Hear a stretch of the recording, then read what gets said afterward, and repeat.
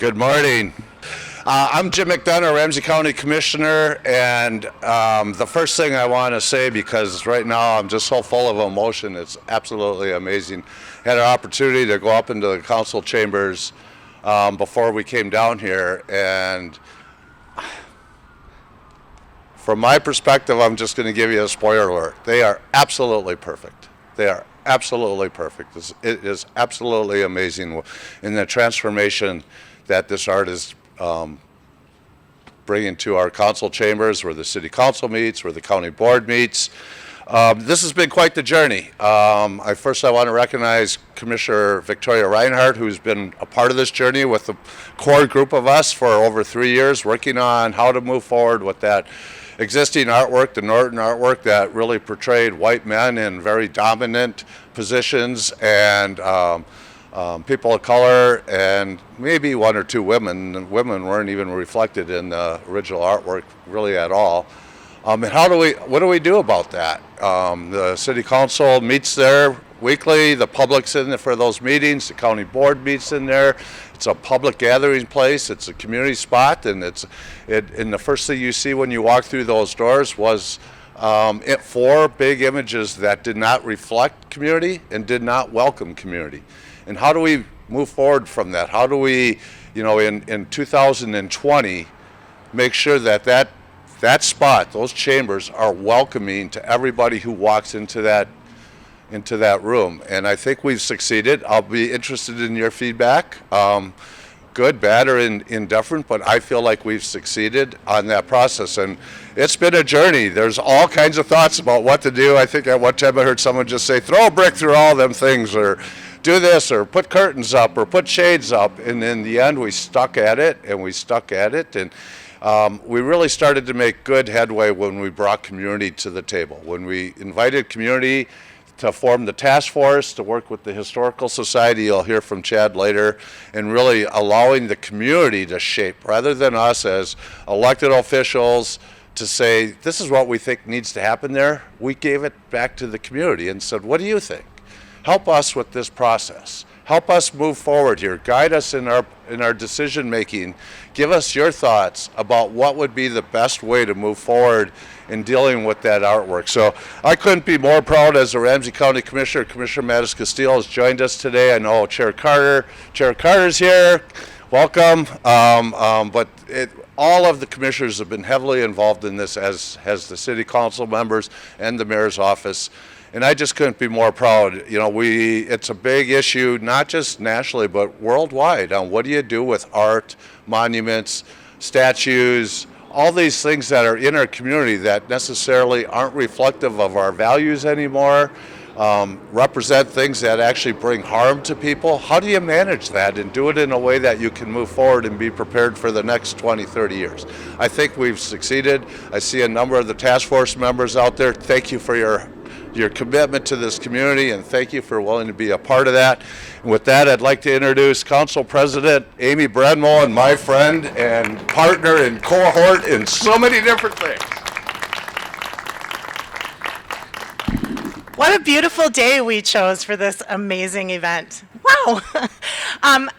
Thank you, Mr. McDonough. My name is Amy Brenmo, and I serve as a president of the St. Paul City Council, and I'm just delighted to be here today. I'm missing this building. I work here. I have the distinct pleasure of coming here most days of the week to this Art Deco building. Darren corrected me that it is not mid-century, it is Art Deco, so thank you for that. That is so beautiful. I mean, marble and wood and a Vision of Peace statue, and people come to tour the building as if it's a museum, and I think it's spectacular. I'm really proud to be able to come here to work. But one thing that's always really rubbed me wrong is the art that was in the council chambers, or where the commission meets as well, because I feel like that is a space for people, for our community to come and interact with government. And when they come to city council chambers, it's not always a comfortable time. They're asking us for help, for support, for understanding, and we had art on our walls that, in my opinion, made people feel intimidated or uncomfortable or not represented. And from the day I started, it troubled me. I know for decades before I started, it troubled people. But it really took a push from the Ramsey County Commission, from the St. Paul City Council, from my partner, Rebecca Naker, to get the ball rolling and challenge ourselves to do better in that people's chamber. And as Jim McDonough said, we worked hard to tee up a new art installation that was relevant and modern and welcoming and bright. And we are so grateful to have had the help of a wonderful community task force that worked hard to find artists in our community to interpret art in the chamber murals a way that they wanted to see modern and relevant. And yesterday, I know some of you have had a chance to go through already. Yesterday, I was looking for a place to do a little recording, forgetting that the installation had happened, and opened up the door and literally gasped, and tears came out of my eyes when I saw the installation. It's bright, it's joyous, it's feminine, it's welcoming, it changes everything about how that room feels. Even the way that the murals are pushed to the front of the recesses instead of set back pushes that art towards you and really draws you in. So I am so grateful for the work of the task force, so grateful for the work of the artists for helping make this transformation, to the county commission, to the St. Paul City Council, and to the Ramsey County Historical Society. This was a team effort, and it really driven by our community, and I'm proud to have been part of it. And I look forward to sharing that space. Hopefully we'll get in with our community members sooner than later, so that they can share the joy as well. Thank you so much for being here and for being part of this. And I will welcome my friend and partner, Councilmember Rebecca Naker, up to the mic. Well, good morning, everyone. Come on, we can do better than that. Good morning, everyone. This is such an exciting moment. I actually feel kind of bad about being the third speaker here because every one of us is just kind of keeping you from getting to the moment where you get to walk into that chamber and see these amazing pieces of art. I'm so excited for you to see them today. I'm even more excited for my constituents and all of our constituents in the city to see these pieces as they come into our chamber over the months and the years to come. I want to say a huge thank you. There are so many people who have made this happen, and many of my colleagues have already thanked the folks who have been part of this. I want to especially thank the artists, some of whom are standing behind me right now. You have created such beautiful pieces that are by and of our community, and as Amy said, that just totally transform the way that those chambers feel. And I'm so grateful to all of you in the midst of pandemic, in the midst of unrest, in the midst of turmoil, for taking the time to create such beautiful pieces. And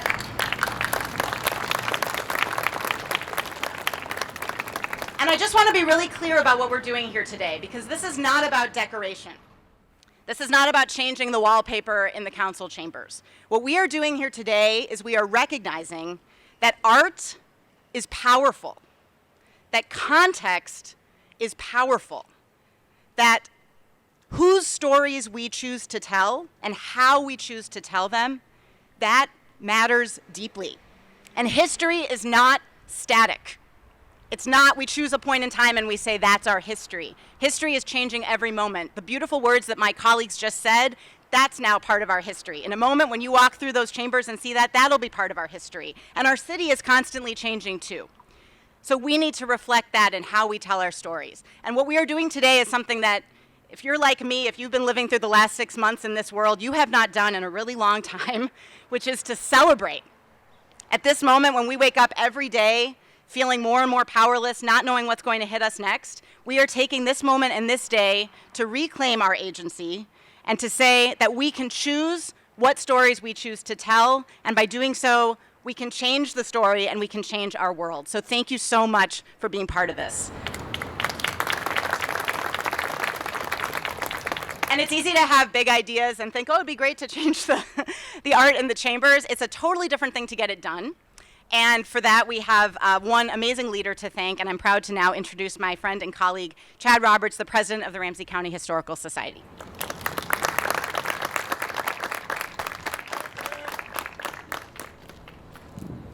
Thank you very much. Good morning, everybody. I'll be echoing some of the same thank yous here in just a moment because I feel the same way. It's been quite a journey. It's been longer than we thought it would take.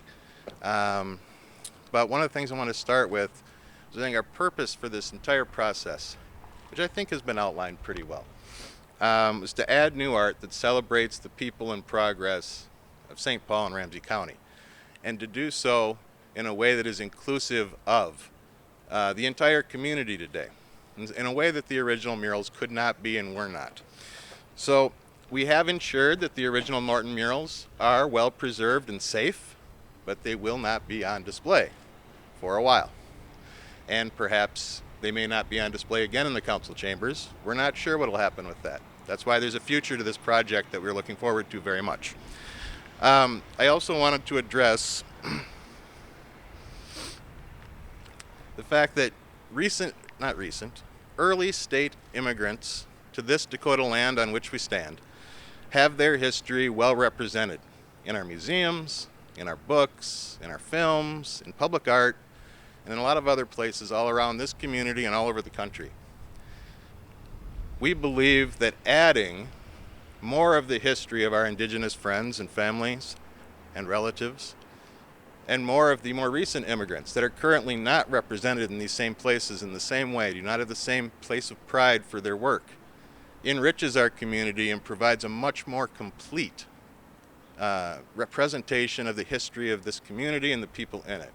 And we're really proud to be part of that. So I want to thank everybody for coming out today to see more about this, and I'll talk about some more dry stuff about process now. So, it has been an honor and a privilege to work with so many people on this.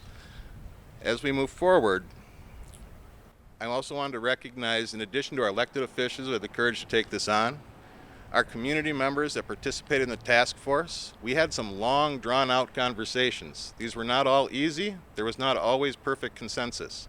It was challenging, and it should have been, and that was okay. It made it a stronger process for all of us. I also want to thank the Eastside Freedom Library for hosting some public forums on this that have been broadcast across Facebook and are now available to everybody as well.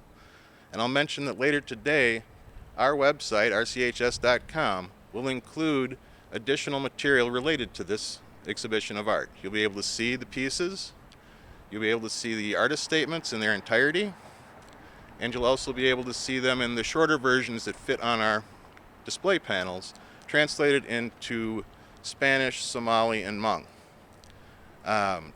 These are going to be available for a long time. We also have historical context pieces related to John Norton and the original murals. We think that's important to be out there for people to learn from. In addition, there are resources available that talk about this debate that we're having across the country about monuments, about public art, about the place of pride in which we elevate certain elements of society and haven't necessarily done so with others. I encourage you all that are not well versed in this discussion to explore that. Like I said, later today that'll be available on our website, and I encourage you all to see it. All right, we started this project in earnest a couple years ago. It's taken a while. We put out a public call for members of a task force. We had 30 applicants. We also did some recruiting individually because we wanted to make sure there was diversity of voices. We had 11 spots on the task force. Some people could not stay for the full duration of the project and were replaced with alternates as we went along. I want to thank the folks that started out with us but can't be here today or maybe didn't finish the process with us. Christopher Atkins, Julio Fesser, Chai Lee, Oscar Lai, John Poupart, Robin Robinson, and Rory Wakeup. Their contributions to the project early on in our conversations were informative and helpful. I also want to thank task force members that did stay with us and were able to complete the project with us. Colleen Sheehy could not be here today, but I think the rest are here. If you want to raise your hands if you remember the task force when I call your name. Marilyn Burnett, Tomas Leal, with the fan club, Betsy Maury Voss, Olivia Mulvey Morecki, Bob Parker, and Elsa Vega Perez. This would be a lot louder if we were closer together. In any case, the task force established the call for artists, received 21 proposals, reviewed them, interviewed 9 artists, and eventually selected 3 individuals and 1 artist collective to receive commissions for this work. So, without any further delay, I want to mention that we're going to unveil the art now. Artists that couldn't be here today. From Clues, Aaron Johnson Ortiz and Marina Castillo, Adam Swanson, and Leah Yellowbird. So, I think we're starting with the Clues Mural Collective.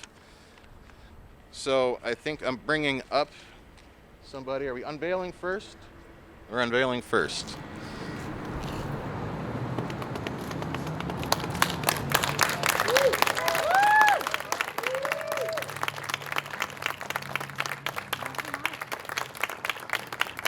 So we've got Zamara Kuyan, I'm sure I'm saying that slightly wrong. Gustavo Lira will present on their project.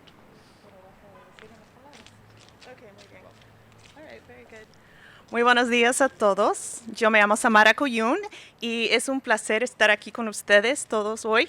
Y muchas gracias por estar aquí con nosotros. Good morning. My name is Samara Kuyun, and I want to thank you all for being here. It's such a pleasure and an honor for me to be here representing our Clues community. And also, I want to express my deepest gratitude to all of the council members, the task force members, commissioner for allowing this project to go through. And it has been a great honor for us. So I am here as part of Clues, also with artist Gustavo Lira. We are 2 out of 4 of the lead artists for the Clues apprenticeship mural program. Would you like to say a few words? ¿Quieres decir unas palabras? Sí. I'm going to let Gustavo go ahead and say a few words, and then I'm going to quickly read a brief version of our artist statement for the piece. Well, thank you, Samara. Thank you, Samara. Well, thank you, everybody, for being here this morning, this beautiful morning.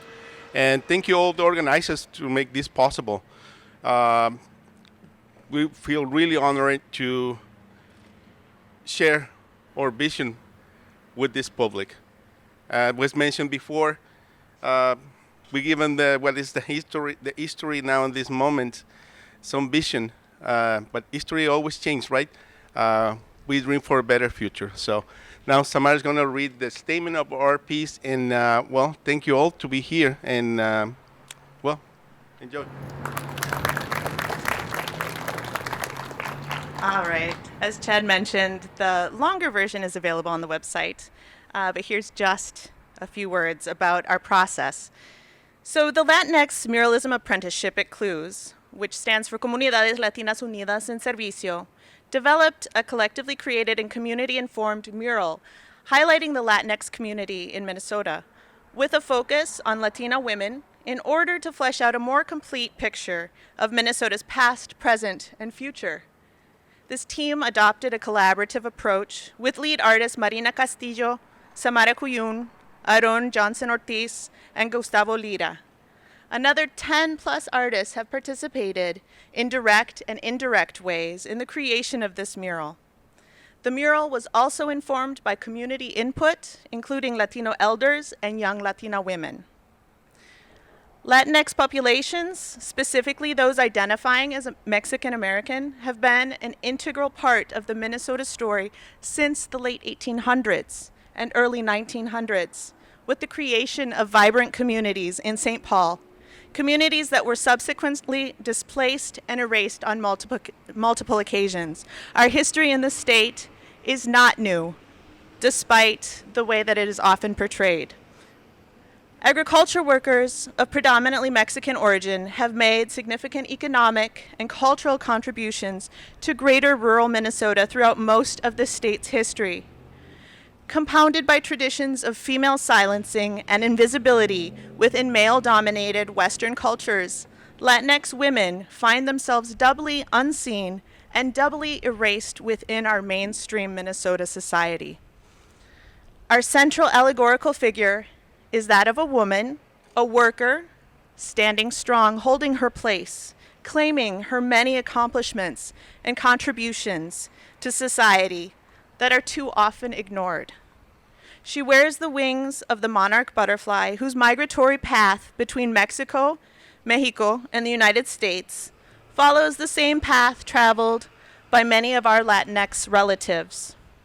Behind her are the fields in which so many have labored in order to make a home and a life here. On the left-hand side, corn plants grow along the arm.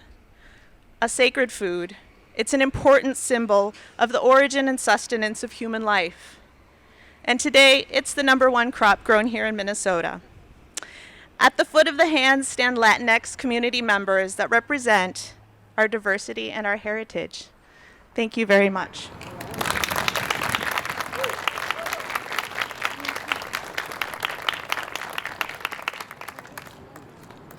Thank you, and thank you to the entire Clues team for the work that they did on this wonderful piece. We're now going to be unveiling the original artwork by Emily Donovan.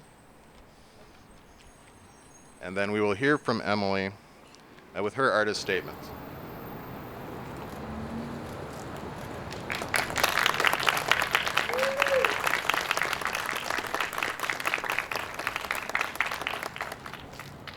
Good morning, everyone. Thanks for coming, and thank you to all that made this happen. It's nice to have a celebration that you spoke to, and I hope everyone has an opportunity to go see these in their large-scale versions. I feel really honored and happy to be part of this artist collective and meet all these other artists.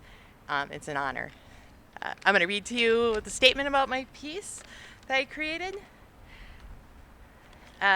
Community gardens fill acres of land within Ramsey County.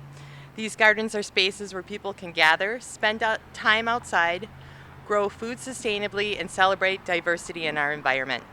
My artwork, Earth Stewards, makes visible these community efforts with the use of natural dyes and pigments, the same dyes and pigments used by cultures represented in our community. Using the colors of nature is a tradition shared globally. To create this artwork, I expanded my research in natural pigments and dyes by focusing on both the indigenous and immigrant communities who live here. I found exciting continuities in the research. Sources of color in rich blues, yellows, and reds have historic properties shared by all cultures. I foraged and found materials to make colors that exhibit this universal trait. By over-dyeing multiple times, a variety of colors emerge from different sources. The different sources and colors and the origins of the different plant materials can be found online, the full version, on the Ramsey County Historical Society website. Each color I make is made by boiling plant and insect materials in water to make a dye bath. And then, similar to batik, I use a variety of waxes to mask off areas. This creates a space for the dyes to be absorbed, thus allowing designs and imagery. I was inspired by the artistry of our immigrants and native communities. There is inspiration from Hmong story cloths, henna designs from East Africa, and designs that illustrate indigenous food sources like wild rice. Figures are intermingled in the gardens. These figures depict a variety of activities such as planting, tending to the gardens, harvesting, and enjoying the space. Earth Stewards is an urban scene that captures the gardens and growers as they gather together and tend to the land. The once vacant space within our city is now rich with food, color, and togetherness, and is a place where we can grow something beautiful.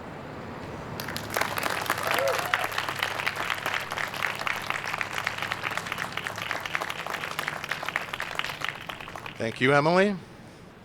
The sun, I've been complaining about it kind of being in our eyes, really makes her piece pop, don't you think? All right. Now, Adam Swanson could not be here today. We'll be unveiling his piece. He's social distancing in the Boundary Waters, which I'm sure we all would enjoy.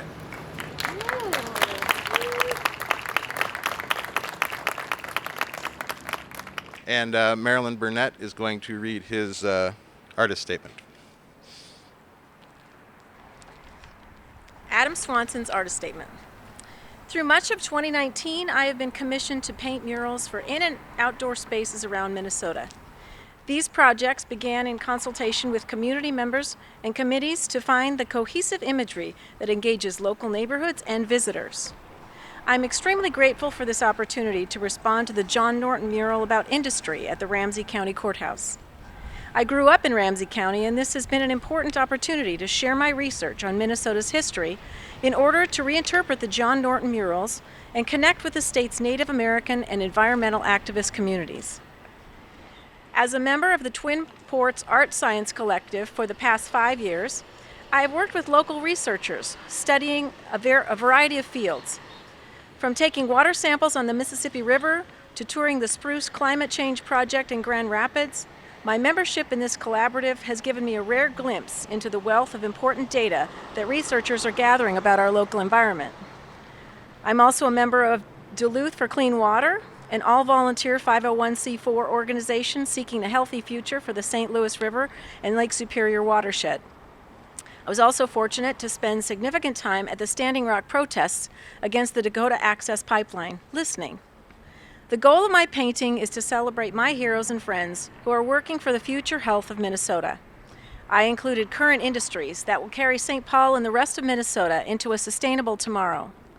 Now more than ever, Minnesotans are acutely concerned about our relationship with industry, water, and the environment. I want to inspire new thoughts about our actions on the Mississippi River and surrounding areas. St. Paul is a leader in the state and country with a dynamic relationship to the Mississippi River. By learning about and sharing our culture and knowledge through thoughtful paintings, we are taking advantage of an important time to acknowledge our changing and soon-to-be irreversible relationship to the land, water, and animals that make our area so special.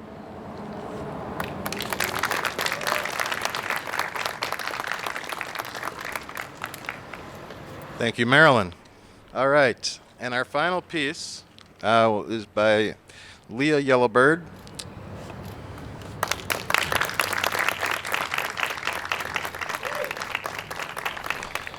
It is beautiful, and Tomas Leo will read her artist statement as she could not be with us today.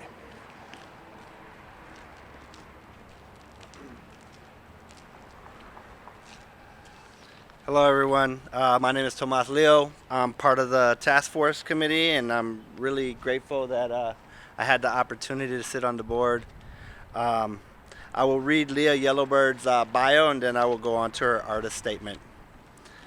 Leah Yellowbird currently lives and works in Grand Rapids, Minnesota. Leah is a lifelong Minnesota resident and has worked with Native and non-Native communities across the state for her art projects. Leah creates mixed media pieces incorporating painting, beadwork, sculpture, and fiber art connected to her Anishinaabe heritage. She also is a muralist and has created public art for Grand Rapids Arts, the Grand Rapids Area Library, Bemidji State University, the St. Louis County Government Services Centers, and recently was commissioned to create a 50-foot mural for the Balden Foundation in Grand Rapids, Minnesota. She has received Minnesota State Arts Board Folk and Traditional Arts Grants in 2017 and for 2020, and other fellowships and awards. Leah Yellowbird's artist statement, closing the gap between cultures, was my goal with this piece. The original artworks first placed on these walls were true to the settlers' daily lives from the point of view of the original artist. I designed my piece from the outlook of an Anishinaabe person who was born and lived in the area during the same time period as these murals. The design is what a Native person would have focused on, the woodlands, where they live and how they live and what they see and feel comfort in every day. The inspiration for the piece is a pair of men's Anishinaabe leggings. The vintage leggings were made originally at about the same time the original paintings were done on the wall. So I wanted to use the patterns from them and to make them modern, what is still true in Native culture. When I found these leggings, I was so sad to see them for sale, and I needed to bring them home. I purchased them from someone who had them packed away and had told me that some relative had bought them on a trip to Minnesota during the 1930s between 1940s, which touched my heart. Many natives at the time sold beautiful powwow regalia to get by. The sadness I felt was made full circle when I was able to bring them back to Minnesota. I kept one legging and shared the other with a band member, and we both hanged them framed in our homes. This has been a very unique choice, a chance to cover the original with another original. Two different views of the same place, one from the indigenous people and the other from the men and women who settled here in Minnesota. My art is about holding on to traditional values and interpreting them in a more urban setting. It is important to me that the traditional won't ever be lost. No matter the changes in us as a nation, we all have the common thread of nature to keep us grounded. Leah Yellowbird.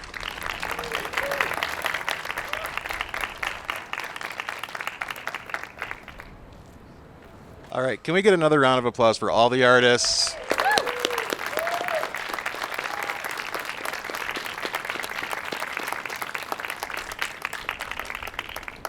Their work turned out beautifully, and we have several artists are here today, and we have task force members available for people in the media or who just want to ask, anybody who wants to ask questions.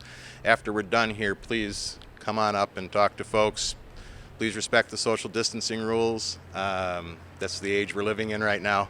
So yeah, I do want to say that we're looking forward to the future and engaging more people with an even broader task force. And I'm not sure what that looks like yet, but we will soon.